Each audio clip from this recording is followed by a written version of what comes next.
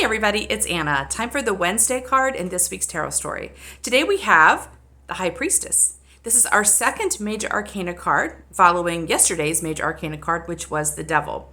So this is a really interesting card to pop up right now. It's the number 2 card in the major arcana, and I connect the number 2 to germination and rooting in. It actually is kind of the pregnancy card. So when this card shows up, it tells us we're in a time of integration. We're not acting, we're not moving, we're not chasing things down in the world. We are being still and attending to our own intuitive leadings and needs. This is a very stable card. And what is always a challenge with integration steps, which happen, there's usually an action step and an integration step in the spiritual journey, is that things seem not to be happening. The mind, it's all underground. And so the mind does not see what's happening and it thinks we're stuck.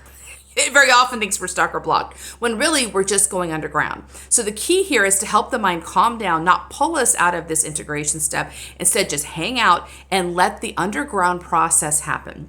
In this image, this high priestess is sitting in front of she's guarding the veil to the unconsciousness. And basically she's guarding the veil to see if we can sit still long enough to prove ourselves worthy of this deep genius. If we can't sit still long enough to wait for it, then we're probably not ready for this manifestation to come into the world. So it's all about helping the mind grow still and confident and faith-based. If the mind can sit still long enough for this to happen, the mind has proved that it's going to be a good ally to the intuition, and now we can move forward. So this is all about recognizing the inner workings of your intuition, following that, and being very self-focused in this deep work.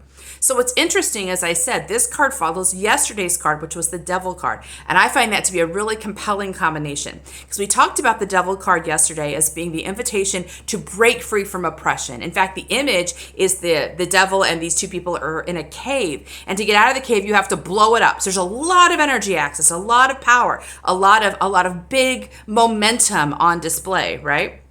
So you might think, the mind might think, okay, now it's time to go live it up. We're out of that cave. We're full of power. We're full of energy. Let's go make things happen. And then we get High Priestess, which is about being still. So it's almost confounds your expectations. Once we're free of something, we're ready to do something, right? Instead, the invitation is to grow still to something that is germinating within you.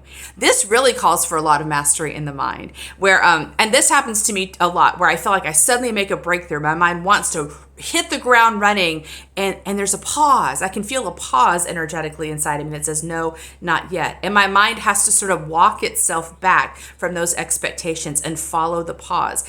When the mind doesn't have to like the pause. That's important. The mind usually doesn't like the pause because it would rather be doing stuff, right? But the pause is important. The mind needs to grow accepting of the pause and recognize the importance of it so that the mind doesn't accidentally sabotage our energy. So it's really interesting that after the Devil, which is actually it's pretty far in the trajectory of the major arcana, we're back at number 2. And again, the mind can be frustrated by this. Like, why are we starting over, but the truth is, we really, our spiritual path really is non-linear. And we want the mind to not only understand that, but embrace it. There's something really marvelous and unexpected and magical about the way our spiritual path works itself out. So it turns out there is something trying to germinate within us. Something is rooting in. And that's a great thing. That means that probably that Devil card, that sense of oppression, was holding something down, was preventing a seed from taking root, but now it is. But when a seed takes root, we have to be still and give it plenty of space and love and nurture to do so.